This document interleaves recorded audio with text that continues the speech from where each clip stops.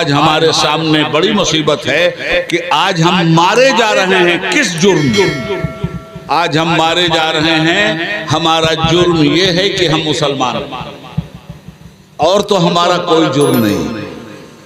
آج ہم پر ظلم اس لیے ہو رہا ہے کہ ظالم ہمیں مسلمان سمجھتا ہے اور مسلمان ہونا جرم قرار دے دیا ہے اس کو۔ تو زمین کے اوپر ہم مارے جا رہے ہیں اس جرم میں کہ مسلمان ہیں، کہیں زمین کے نیچے اس جرم میں نہ مارے جائیں کہ ہم زمین پہ مسلمان تھے بھی۔ آپ بتائیے کہ ہم سے زیادہ نقصان اٹھانے والا کون ہوگا؟ میں آپ سے جو بات کہہ رہا ہوں اسے سمجھیے۔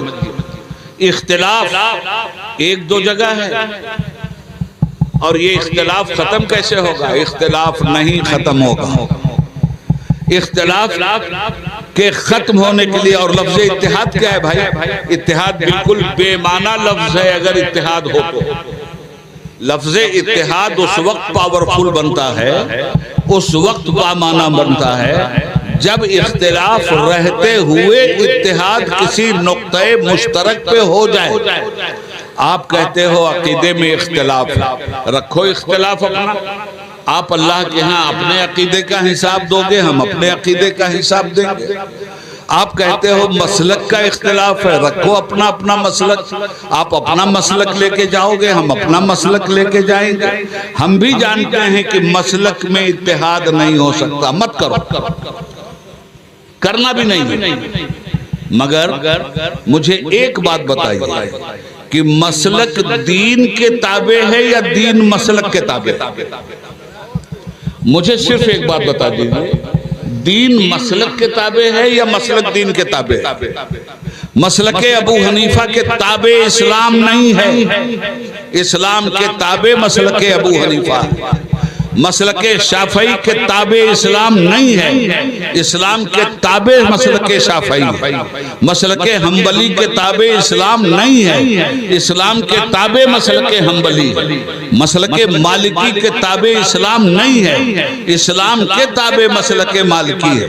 اور جب یہ سب سارے مسالک ایک دوسرے کے مقابلے میں الگ الگ اختلاف نماز پڑھنے میں رکھتے ہیں، ہاتھ باندھنے میں رکھتے ہیں، مگر مجھے بتائیے کسی شافعی نے کسی حنفی سے اختلاف کیا؟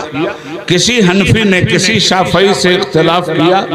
حضرت خواجہ معین الدین چشتی رحمت اللہ تعالی علیہ حنفی تھے، یہاں ہاتھ باندھ کر کے نماز پڑھتے تھے۔ حضرت غوث العظم عبد القادر جیلانی رحمت اللہ علیہ حنبلی تھے، وہ ہاتھ باندھتے ہی نہیں تھے نماز میں۔ مجھے بتاؤ غوث پاک کی مخالفت کرو گے یا خواجہ صاحب کی مخالفت کرو گے؟ نہ آپ ان کی مخالفت کے لیے تیار ہو، نہ ان کی مخالفت کے لیے تیار ہو۔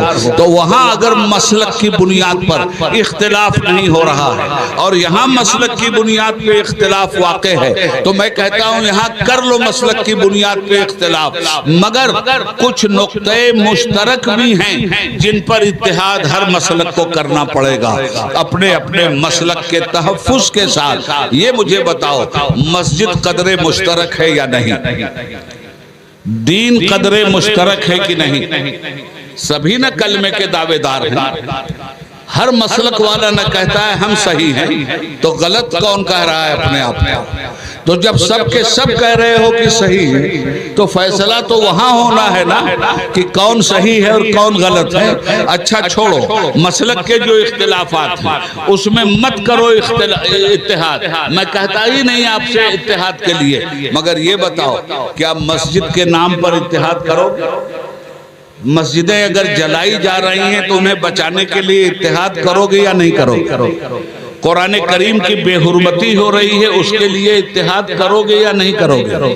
نبی پاک کی عزت کے ساتھ کھلواڑ ناپاک لوگ کرنا چاہتے ہیں، اس کے خلاف اتحاد کرو گے یا نہیں کرو گے؟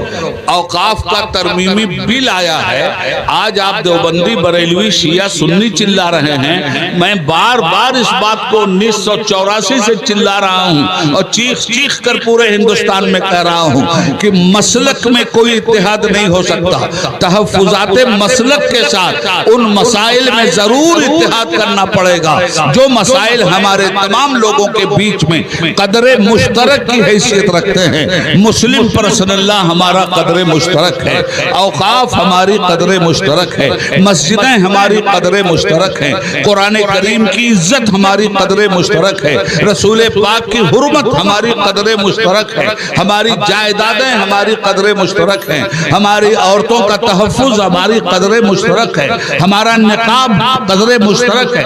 اتنے سارے قدر مشترک پہ حملے ہو رہے ہیں یا نہیں ہو رہے ہیں؟